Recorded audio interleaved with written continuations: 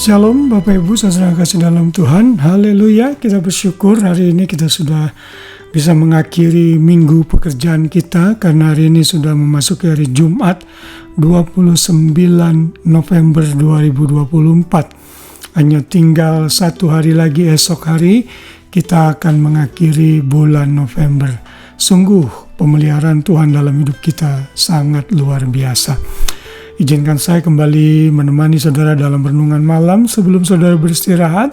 Dan kalau masih ada di antara saudara yang masih beraktivitas, saya mengucapkan selamat beraktivitas. Nah, kalau saudara diberkati dengan renungan ini, bagikan kepada orang lain, forward kepada sebanyak mungkin orang, sehingga mereka diberkati juga dengan pelayanan kami. Dan kalau saudara belum subscribe di channel GB Immanuel, silakan subscribe biar pelayanan kami sungguh-sungguh menjadi berkat bagi tubuh Kristus. Haleluya. Baik, pada hari ini kembali kita akan belajar firman Tuhan mengenai sukacita yang berjudul Sukacita bagi Hamba Tuhan.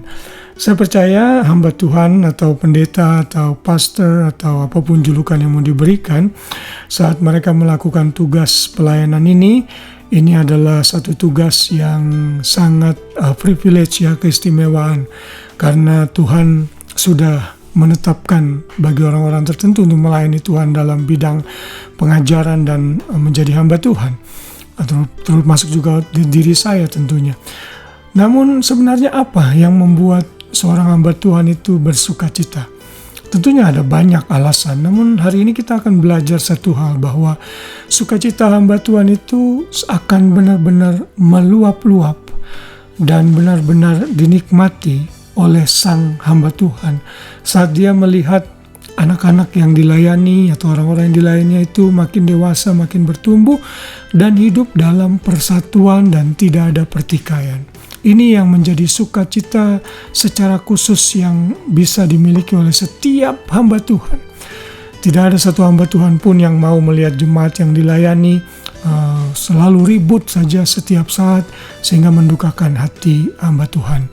Dan hari ini kita belajar, Paulus mengalami hal yang sama. Dia sangat bersukacita bila melihat jemaat yang dia layaninya juga hidup dalam rukun.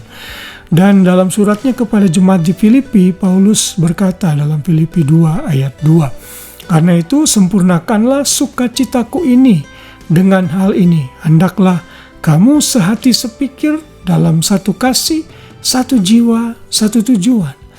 Jadi Paulus sangat merindukan agar sukacitanya disempurnakan, yaitu dengan melihat jemaat yang dia layani khususnya di Filipi hidup sehati sepikir, satu jiwa, satu tujuan, dan sama-sama bersatu dan tidak ribut dan bertikai terus-menerus.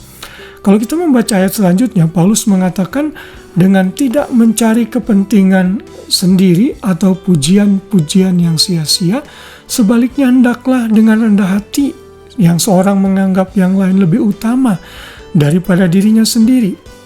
Dan janganlah tiap-tiap orang hanya memperhatikan kepentingannya sendiri, tetapi kepentingan orang lain juga. Paulus menasihati jemaat yang ada di Filipi untuk saling bersatu, sehati sepikir, yaitu dengan tidak hanya memperhatikan kepentingan diri sendiri, egoisme, selfishness, tetapi juga kepentingan orang lain.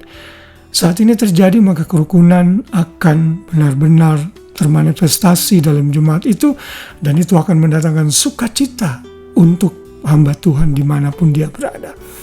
Dalam Filipi 4 ayat 1, Paulus kemudian juga menulis, "Karena itu saudara-saudara yang kukasihi dan yang kurindukan, sukacitaku dan mahkotaku, berdirilah juga dengan teguh dalam Tuhan, hai saudaraku yang kekasih."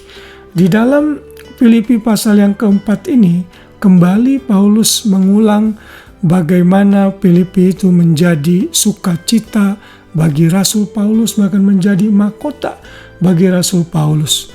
Di dalam pasal yang keempat ini, kembali Paulus mengingatkan agar seluruh jemaat di Filipi itu bersatu dan hidup dengan rukun.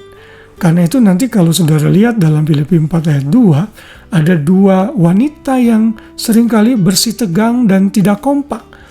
Namanya Euodia dan Sintike. Paulus berkata dalam ayat 2, Euodia ku nasihati, Sintike ku nasihati, supaya sehati sepikir dalam Tuhan. Ternyata di Filipi pun terjadi persoalan yang sama dengan gereja-gereja modern sekarang ini.